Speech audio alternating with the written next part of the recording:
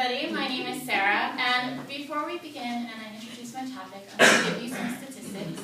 Now, bear with me. Some of them are rather hard to hear, but it's very true. So, first, according to the CDC, which is the Center of Disease Control and Prevention, 1 out of 10 U.S. adults report having depression.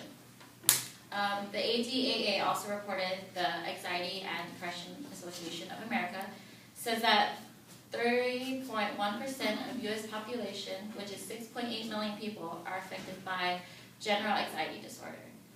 And the American Psychiatric Association said that 50% of college students, so within a university, so usually here at HNU, 50% of our population will experience anxiety, and 30% will experience depression. And so that's a big number.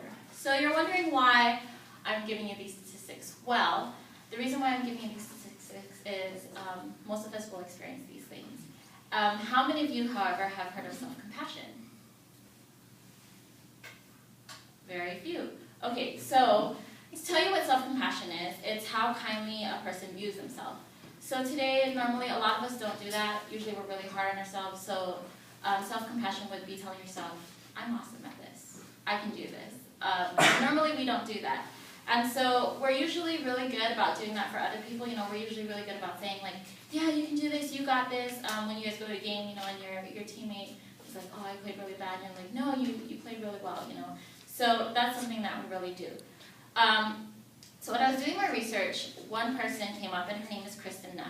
And she's an associate professor of human development and psychology at the University of Texas in Austin. And she's been doing really in-depth research about this. And so she said that, New York Times quoted her and said, I found in my research that the biggest reason people aren't more self-compassionate is that they are afraid that they'll become self-indulgent. They believe self-criticism is what keeps them in line. Most people have gotten it wrong because our culture says being hard on yourself is the way to be. And so she's saying that in our culture today, you know, for most of us, we're like, okay, if I get a B on my test, it's not good enough. I need to study harder to get an A. Or say like, you know, for athletes in here, you know, you go to a game, you don't play well, and you're like, I gotta practice harder. So usually for us and ourselves, and for college students, we're really hard on ourselves, you know. So Kristen Neff has been saying that we need to be more self-compassionate in order to be happier, in order to be have less anxiety, and in order to decrease our chances of getting depression. So Kristen Neff wrote a book, and it's called Self-Compassion. And so according to her, she says that according to Neff, self-compassion has been linked to greater well-being, including diminished anxiety, depression, and better emotional coping skills, and compassion for others. So, so a lot of people say like, oh, I don't want to be self-compassionate towards myself because like they think, oh, it's gonna make you like full of yourself, or you're gonna, you know, it kind of makes you like think you're better than yourselves. But actually, the ways that she gives you, the tools that she tells you to do these things, it actually makes you learn that you're not being self-indulgent, but you're just being kinder to yourself. And so, in an article that she wrote for Berkeley University called Why Self-Compassion Trumps Self-Esteem, she shared a story about when she was in college. She said, I remember once as a freshman in college, after spending hours getting ready for a big party, I complained to my boyfriend that my hair, makeup, and outfit were woefully inadequate. And he tried to reassure me by saying, don't worry, you look fine. And she said, whoever just wants to look fine. You know, usually if you're ready to go to the party, you want to be like, you look awesome. But she said that the problem by definition is that it's impossible for everyone to be above average in our own eyes. So everybody sees themselves as, yeah, I'm average, I'm not good looking, and we're always comparing ourselves to others rather than looking in the mirror and saying, I look great. So she says that's our biggest problem as people, is that we, in our society today, especially in America, we're really hard on ourselves.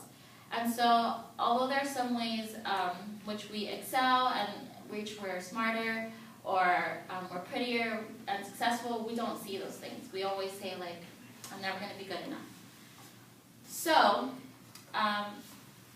Kristen Neff, she gave us 5 different strategies that I'm going to share with you And she wrote it in her self-compassion book. If any of you ever want to look at it, she wrote 2. So there's a self-compassion. I forgot what the second one is called. But she gave us 5 different strategies. So the first one is to consider how you treat someone else.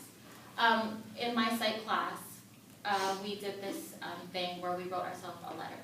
And you wrote it in a sense of your friend writing it to you. And it was really hard. So you can do that. So, write it as if in a third person. So you tell yourself, like I was myself, Sarah, you're really talented at whatever. And so that's one. Watch your language. So try not to use languages like, oh, like you were really stupid today, or like that was a dumb move that you did. Try to be more positive and look at the positive things. Comfort yourself with a physical gesture. So things that make you happy. If you want to send yourself flowers, do that. Buy yourself a piece of chocolate.